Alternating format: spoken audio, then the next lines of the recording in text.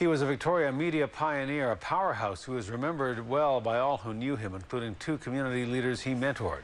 Clare Copeland built C-FAX 1070 into one of the top radio stations in the industry, and he launched one of Victoria's leading ad agencies, Copeland Communications.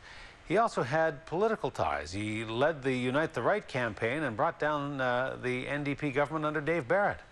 Clare Copeland died on Friday at the age of 85.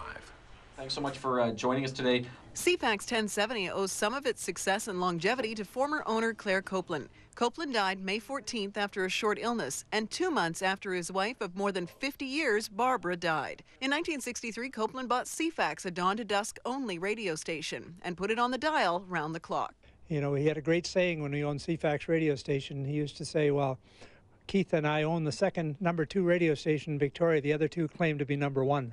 Mel Cooper bought C-FAX from Copeland in 1974. Cooper was a cub reporter when Copeland spotted greatness in him a decade earlier. And he tried to encourage me to actually use some talents he thought I had to come in into promotion, marketing, public relations.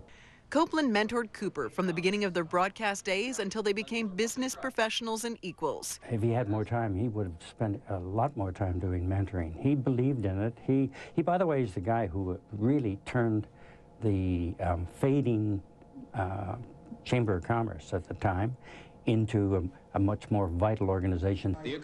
Copeland helped shift BC's political landscape in the 70s. He worked tirelessly to defeat then NDP Premier Dave Barrett with the Unite the Right campaign.